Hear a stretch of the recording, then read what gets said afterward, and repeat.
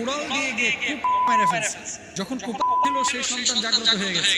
কয়েকটা দেওয়ার পরে কাউসার বাবা বলেছে বাবাকে, বাবা তুমি আমাকে আর মারো না, আমার শরীর দিয়ে রক্তক্ষরণ হচ্ছে, আমি আর নেশার জন্য টাকা চাবো না তোমাদের কাছে, আমি আর অত্যাচার করবো না, তুমি আমাকে মাফ করে দাও। এইভাবে রিকোয়েস্ট করতেছিল, তখন বাবার ফিলিংস বা অনুভূতিটা পরিবর্তন হয়ে গেছে। কুড়াল দিয়ে পানোর পরে এবার বাবা সন্তানকে বুকের মধ্যে নিয়েছে। নেওয়ার পরে কি বলছে যে তোকে ছাড়া আমি জেলে একা থাকবো কিভাবে। যখন বুকের মধ্যে বাপ নিয়েছে, দেখেন বাবা কিন্তু সেখানে রাগের বশবর্তী হয়ে করছে, কিন্তু তার ভালোবাসার উদ্রেক ঘটে গেছে। বাবা তো সন্তান তো সে, নারী ছেড়ে বুকের মানে বুকের সাথে যখন নিয়েছে ছেলেটার রূপটা বের হয়ে গেছে। বাবা হিসেবে যখন সন্তানকে এভাবে হত্যা করলো, এই বাবা অন্যায় কাজ করেছে আর সন্তান তো অন্যায় আগে করেছে।